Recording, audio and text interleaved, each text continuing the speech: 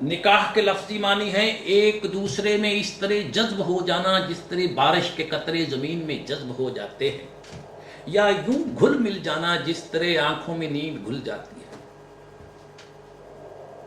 مسلمانوں، اسلام اس قسم کا معاہدہ کرنے والے جوڑے میں سے ایک کو دوسرے کا زوج قرار دیتا ہے۔ زوج کے معنی ہے ایک جس کے بغیر دوسرے کی تکمیل نہ ہو سکے، میاں کی تکمیل بیوی سے، بیوی کی تکمیل میاں سے، ان میں سے ایک کو بھی نظر انداز کر دیا جائے تو دوسرا نامکمل رہ جائے۔ اور ظاہر ہے کہ اس قسم کا تعلق جس کی بنیاد ہم آہنگی فکر و نظر، یک رنگی خیالات و تصورات کو ہو، دونوں کی رضامندی، میوچل ایگریمنٹ، میوچل انڈرسٹینڈنگ سے ہی پیدا ہو سکتی ہے۔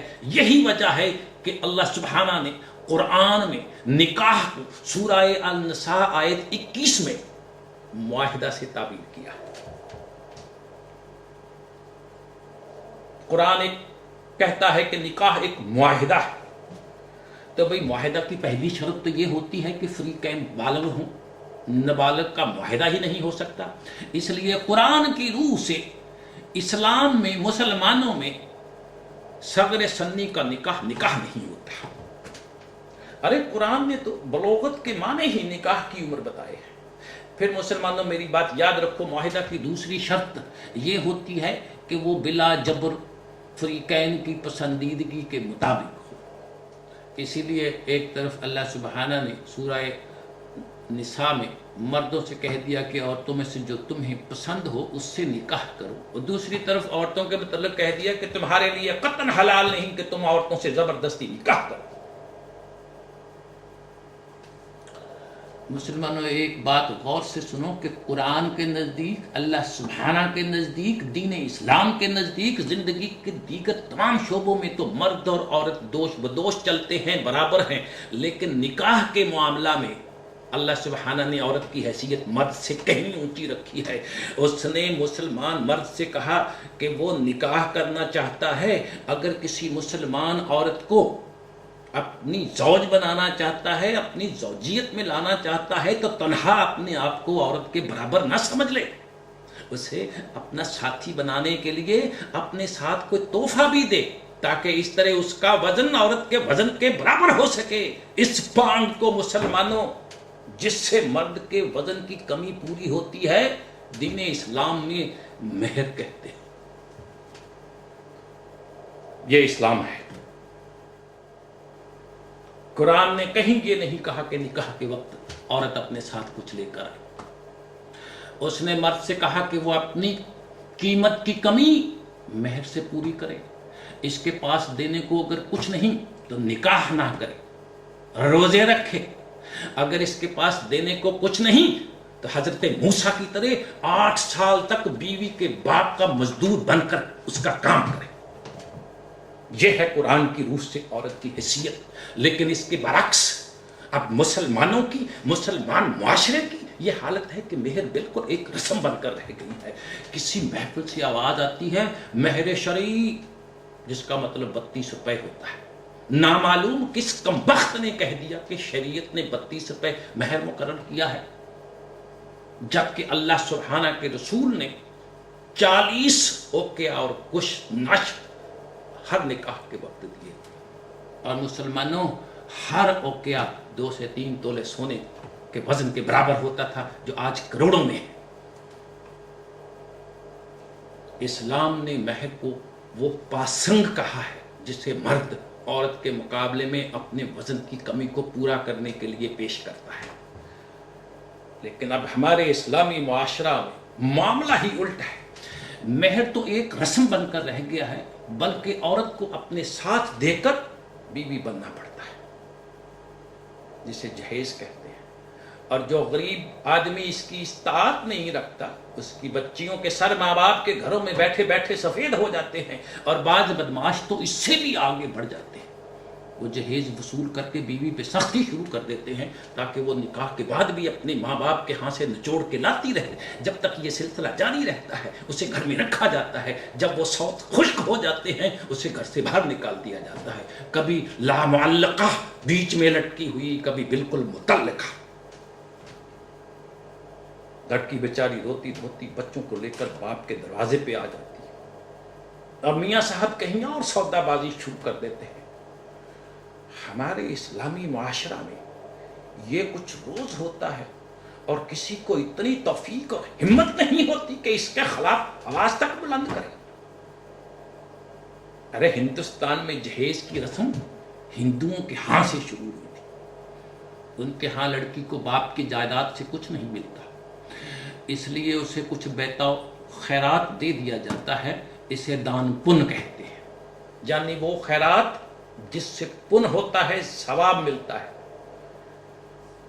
गोए दान की तरह उनके यहाँ कन्यादान भी मुकर्रर है।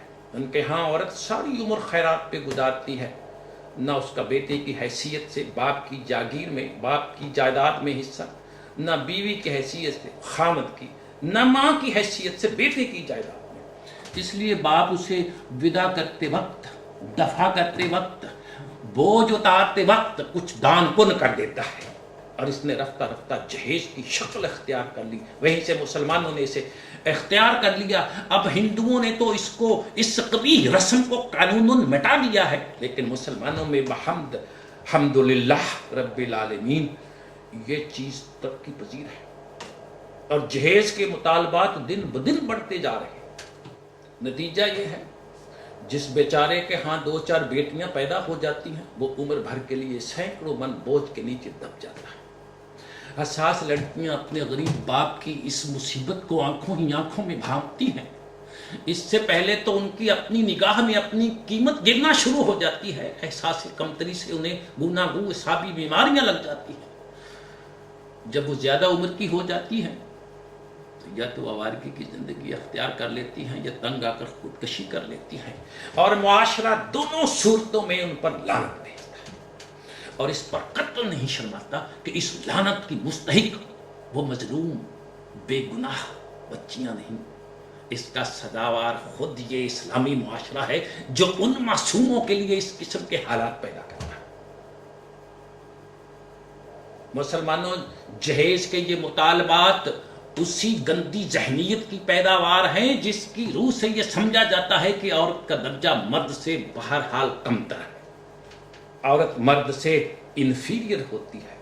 इसलिए जब मर्द किसी औरत को अपनी बीवी बनने का शर्फ अता फरमाए तो इससे इस अजाज बख्शी की कीमत वसूल करे। इस कीमत का नाम इस्लामी मुआशरा में जहेज है। अरे कहीं ऐसी नकारा जिन्स आपने नहीं देखी होगी जिसे घर से उठाने के लिए 10-20 लाख रुपए साथ देने पड़े। यह है हमारे इस्लामी मुआशरा में मुसलमान बच्चियों की, मुसलमान औरत की हैसियत।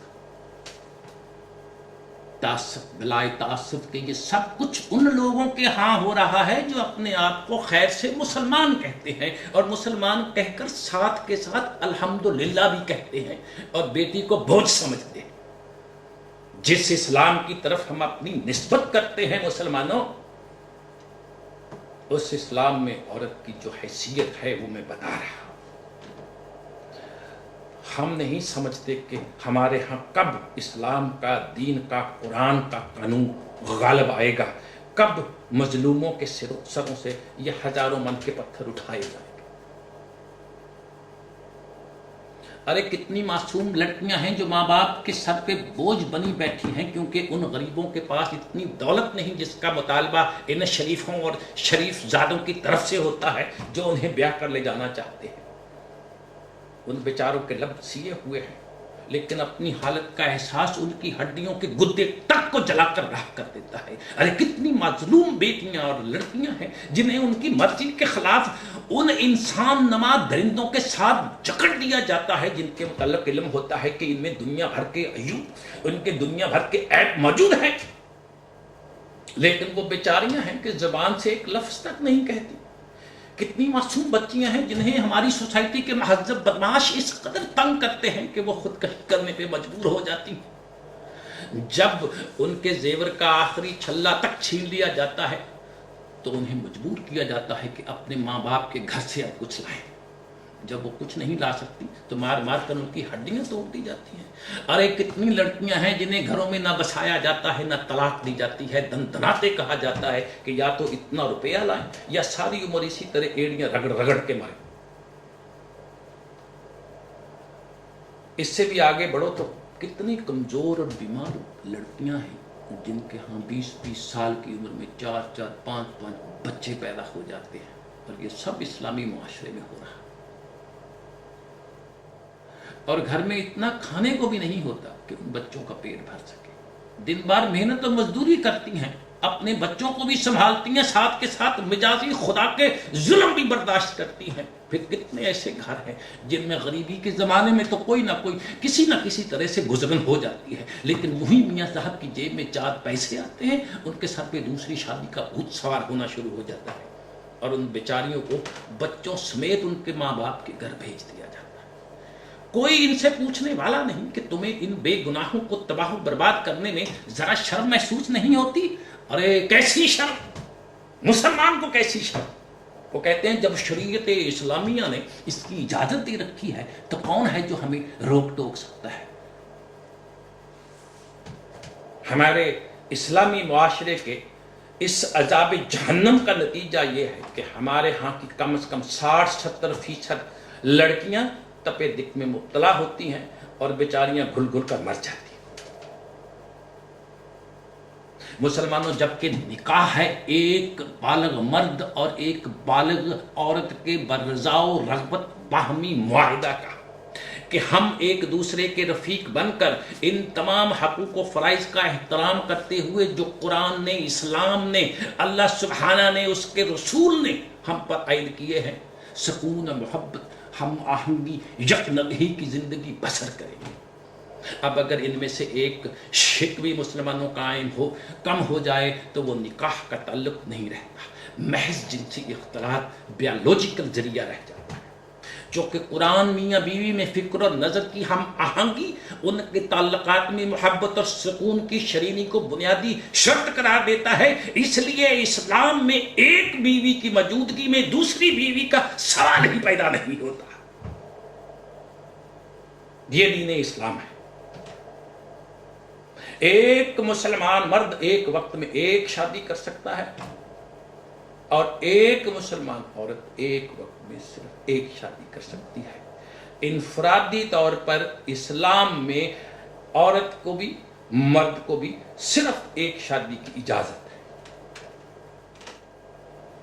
کیونکہ ایک بیوی کی موجودگی میں دوسری بیوی کو لے آنا، اس سے رفاقت اور مودت تو ایک طرف، سارا گھر جہنم میں تبدیل ہو جاتا ہے۔ مسلمانوں، دوسری بیوی کا سوال اس وقت پیدا ہوتا ہے جب پہلی بیوی فوت ہو جائے یا ایسے حالات پیدا ہو جائیں جن میں معاہدہ نکاح فسخ ہو جائے، جسے طلاق کہتے ہیں۔ قرآن کی سورہ نساء میں حکم ہے کہ اگر تم پہلی بیوی کی جگہ دوسری بیوی لانا چاہو تو، اس سے ظاہر ہے کہ دوسری بیوی پہلی بیوی کی جگہ ہی آ سکتی ہے، اس کی موجودگی میں نہیں آ سکتی۔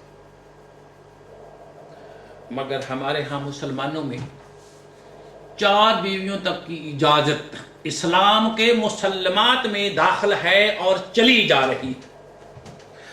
گزشتہ زمانوں کو چھوڑیں، اس وقت بھی اسلامی معاشروں میں لاکھوں گھرانے ایسے ہیں جہاں ایک شوہر کی ایک سے زیادہ بیویاں ہیں، اور ان گھروں میں بڑے بڑے مقدس خانوادے بھی شامل ہیں۔ پھر آپ سوچ رہے ہوں کہ میں نے یہ کیسے کہہ دیا کہ ایک بیوی کی موجودگی میں دوسری بیوی کا سوال ہی پیدا نہیں ہوتا۔ ارے میں قرآن کی روح سے معمولاً ایک وقت میں ایک ہی بیوی کی اجازت ہے یہ کہہ رہا۔ قرآن میں صرف مسلمانوں ایک جگہ ایک سے زیادہ بیویوں کا ذکر ہے، اور وہ ہے سورہ نساء کی 3 آیت میں، ایمرجنسی کی صورت میں۔ اگر تمہیں ڈر ہو کہ یتیموں کے بارے میں انصاف نہیں کر سکو گے تو تم 2-2 3-3 4-4 عورتوں سے جو تمہیں پسند ہوں اور جو تمہارے نکاح میں آنا چاہیں نکاح کر سکتے۔ یہاں ایک بات تو بالکل واضح ہے کہ ایک سے زیادہ بیویوں کی اجازت مشروط، کنڈیشنل، ایمرجنسی کی صورت میں ہے۔ اور یہ ایمرجنسی حکومت اسلامیہ ڈکلیئر کرے گی، ہر فرد کو، ہر مسلمان کو اس کی اجازت نہیں ہے۔